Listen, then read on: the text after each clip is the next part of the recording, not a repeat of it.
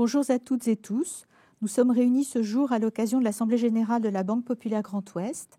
Je suis Catherine Leblanc, présidente du conseil d'administration, et j'ai l'honneur de présider la présente Assemblée générale qui se tient ce mardi 18 mai 2021 à 18h30 au siège de l'entreprise, 15 boulevard de la Boutière, à Saint-Grégoire, en Ille-et-Vilaine. Chaque année, cet événement annuel est l'occasion d'accueillir nos sociétaires pour un moment de rencontre privilégié et festif. Le contexte très particulier de la crise sanitaire due au Covid-19 nous a conduit cette année encore à en revoir l'organisation. En effet, en conformité avec l'ordonnance numéro 2020-321 du 25 mars 2020, modifiée par l'ordonnance numéro 2020-1497 du 2 décembre 2020 et dont la durée a été prorogée jusqu'au 31 juillet 2021 par décret 2021-255 du 9 mars 2021, en qualité de présidente du conseil d'administration, j'ai été amenée à décider que la présente Assemblée générale se tiendrait à huis clos, c'est-à-dire sans la présence physique des sociétaires. Les convocations initiales ont été adressées le 24 mars 2021 à tous les sociétaires. La convocation a également fait l'objet d'une publication en date du 27 mars 2021 dans un journal d'annonces légales. Nous avons ensuite été amenés à communiquer sur notre site Internet en date du 7 avril 2021. Ainsi, la décision prise de tenir notre assemblée à huis clos a pu être portée à la connaissance de toutes et tous. Nous allons tenir ce soir l'Assemblée générale en nous concentrant sur la partie réglementaire et obligatoire. Cette Assemblée générale est enregistrée.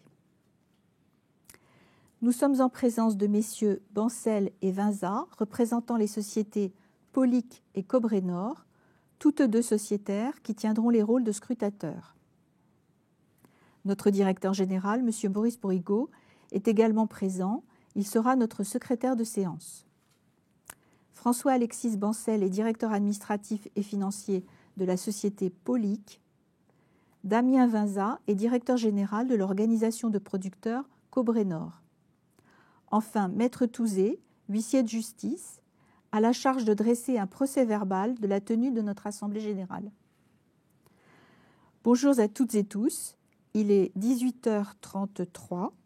Nous allons commencer les travaux avant de tenir notre Assemblée générale. Commençons par la présentation du conseil d'administration. Je rappelle que la Banque populaire Grand Ouest est une banque coopérative. Elle compte 351 933 sociétaires qui sont copropriétaires de la société dénommée Banque populaire Grand Ouest. Les sociétaires élisent des administrateurs aux profils variés pour les représenter au sein du conseil d'administration.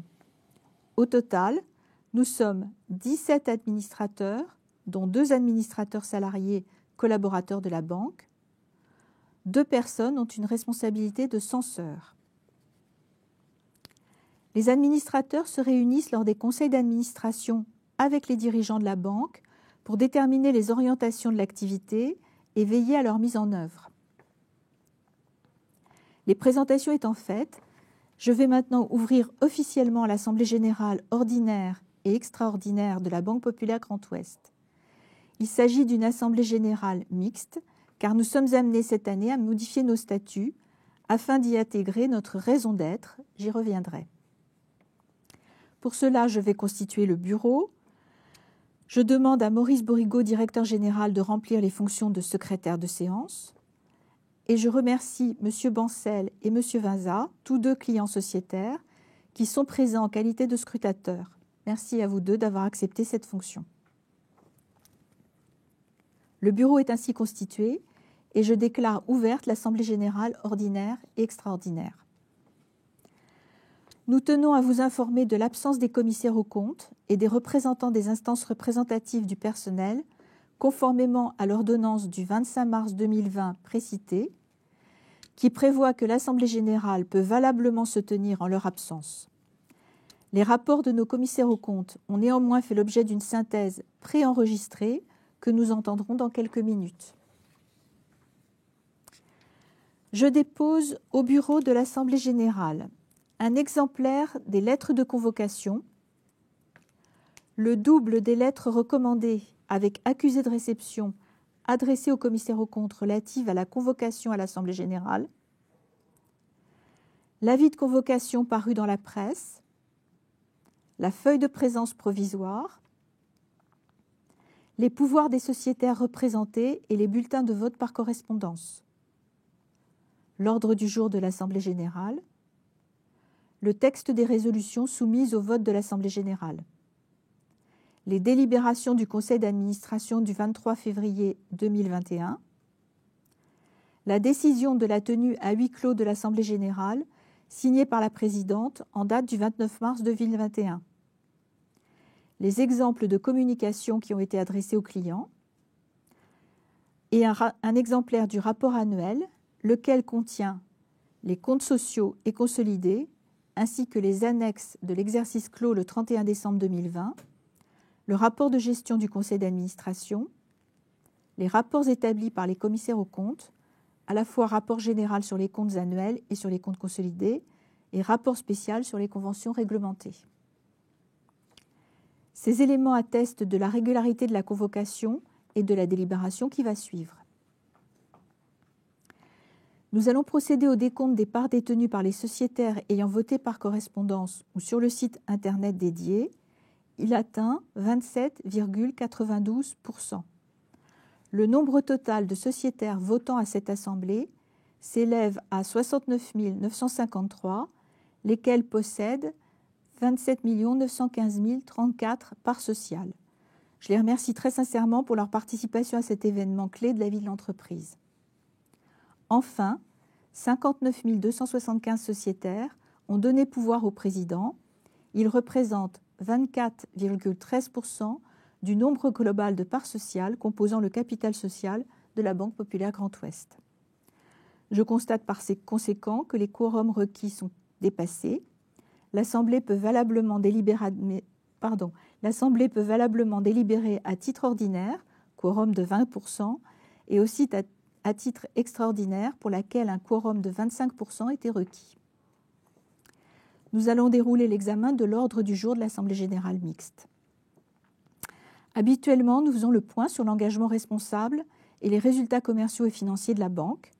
Compte tenu du contexte, ces éléments ne sont pas repris dans cette Assemblée générale, l'essentiel ayant été communiqué dans les documents adressés aux sociétaires.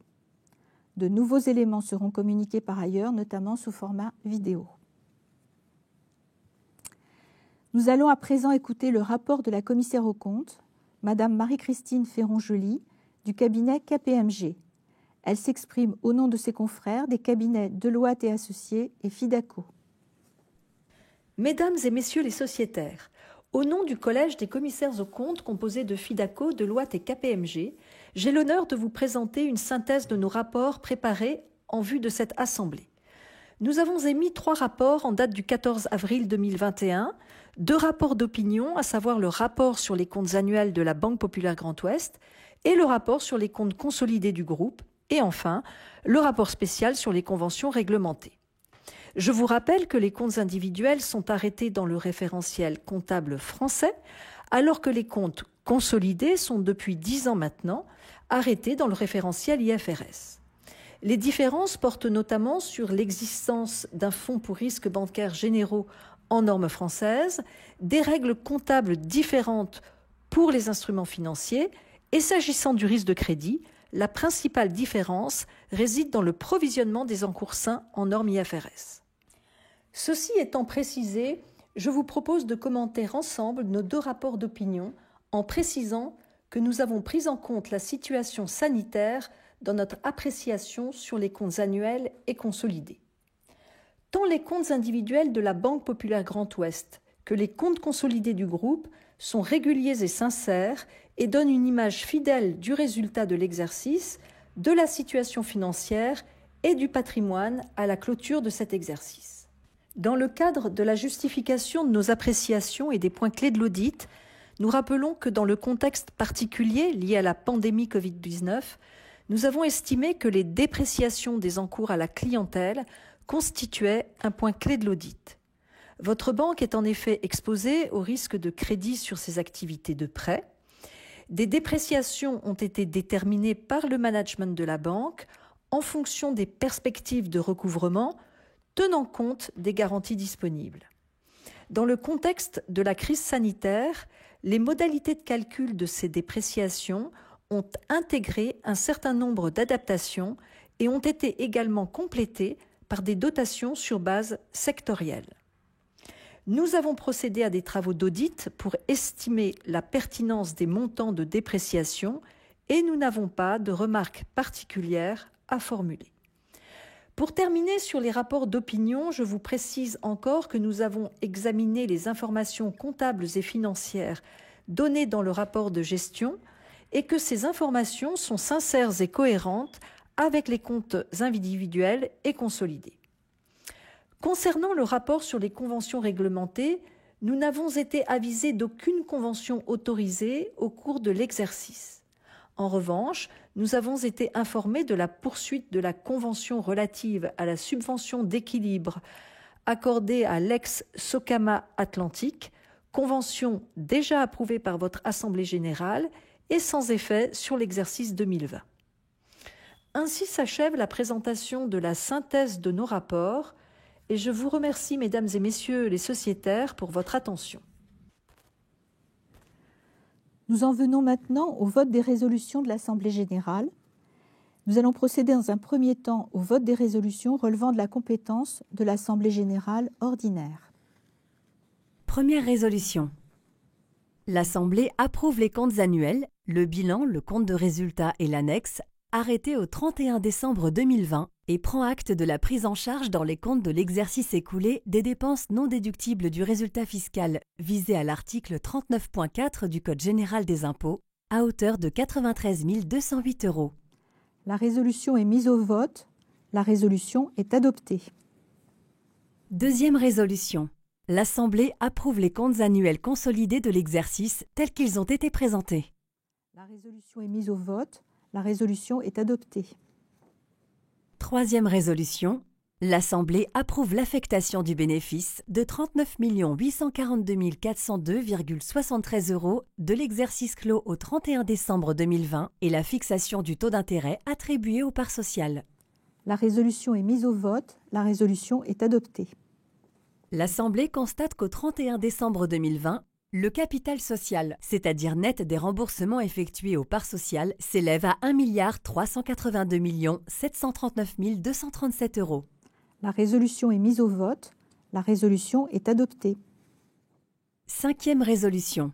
L'Assemblée, après avoir pris connaissance du rapport spécial des commissaires aux comptes sur les conventions réglementées, prend acte de la poursuite de la convention qui est mentionnée. La résolution est mise au vote. La résolution est adoptée. Sixième résolution. L'Assemblée, après avoir pris connaissance du rapport du Conseil d'administration, émet un avis favorable sur l'enveloppe globale des rémunérations de toute nature versées durant l'exercice clos le 31 décembre 2020 aux dirigeants effectifs et catégories de personnel visés à l'article L511-71 du Code monétaire et financier.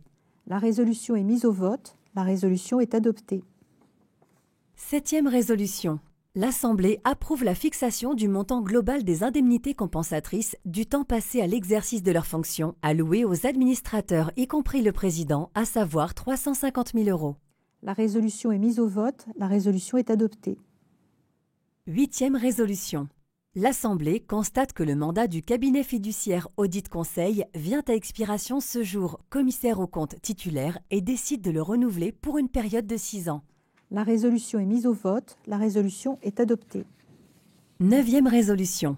L'Assemblée constate que le mandat du cabinet KPMG, commissaire aux comptes titulaire, vient à expiration ce jour et décide de le renouveler pour une période de 6 ans. La résolution est mise au vote. La résolution est adoptée. Dixième résolution. L'Assemblée constate que le mandat de M. Robert Monnier vient à expiration ce jour et décide de le remplacer par M. Jacques Persson pour une période de 6 ans, étant entendu que le nombre d'administrateurs fixé par les statuts de la banque est respecté. La résolution est mise au vote. La résolution est adoptée. Passons maintenant au vote des résolutions relevant de la compétence de l'Assemblée générale extraordinaire. Onzième résolution. L'Assemblée approuve la modification de l'article 3 des statuts actuels en y ajoutant la raison d'être de la Banque populaire Grand Ouest. La raison d'être est la suivante. Résolument coopératifs, responsables et innovants, nous accompagnons avec enthousiasme ceux qui vivent et entreprennent sur terre, mer et littoral dans le Grand Ouest. La résolution est mise au vote. La résolution est adoptée. 12e résolution. L'Assemblée adopte les nouveaux statuts qui régiront désormais la Banque Populaire Grand Ouest et qui entreront en vigueur à la date de l'Assemblée. Un exemplaire des nouveaux statuts sera annexé au procès-verbal. La résolution est mise au vote. La résolution est adoptée. 13e résolution. L'Assemblée donne tout pouvoir aux porteurs de copies ou d'extraits du présent procès-verbal pour remplir toute formalité de droit. La résolution est mise au vote. La résolution est adoptée. Le vote des résolutions est maintenant terminé. Nous arrivons donc au terme de cette Assemblée générale mixte. Je vous remercie pour votre attention dans ces conditions une nouvelle fois atypiques. Je remercie tous ceux qui ont contribué à la bonne tenue de ce rendez-vous annuel. Sachez que la Banque Populaire Grand Ouest, acteur essentiel de la vie économique du territoire, reste plus que jamais présente pour soutenir chacun de ses sociétaires, chacun de ses clients, chacun de ses collaborateurs dans ce moment inédit. Pour les raisons sanitaires que vous connaissez toutes et tous, nous n'avons pas été cette année encore en mesure de vous proposer une assemblée générale comme nous avons l'habitude de le faire, visant à favoriser les échanges et les rencontres dans un cadre festif. Au nom de tout le conseil d'administration, je vous donne rendez-vous en 2022. Nous vous remercions vivement pour votre fidélité. Prenez soin de vous.